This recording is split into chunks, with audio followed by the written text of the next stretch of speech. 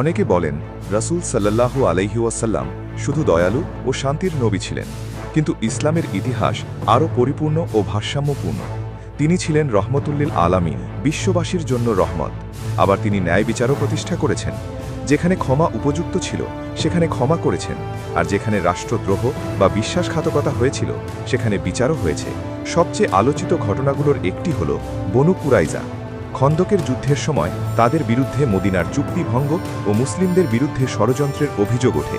পরে তাদের ব্যাপারে যে বিচার হয়েছিল তা তাদের মিত্র সাদ ইবনে মুআজ রাদিয়াল্লাহু আনহু এর মাধ্যমে এবং তৎকালীন প্রচলিত আইনের আলোকে সম্পন্ন হয়। অন্যদিকে মক্কা বিজয়ের দিন রাসূল সাল্লাল্লাহু আলাইহি ওয়াসাল্লাম তার বহু পুরনো শত্রুকেও সাধারণ ক্ষমা ঘোষণা করেছিলেন এবং বলেছিলেন, আজ তোমাদের প্রতি কোনো অভিযোগ নেই। সুতরাং নবী সাল্লাল্লাহু আলাইহি ওয়াসাল্লাম ছিলেন দয়া ও ন্যায়ের এক অনন্য সমন্বয়। শুধু একটি দিক তুলে ধরে তার পূর্ণ চরিত্র বোঝা সম্ভব নয়। আল্লাহ আমাদের সবাইকে তার সুন্নাহ অনুসরণ করার তৌফিক দান করুন। আমিন।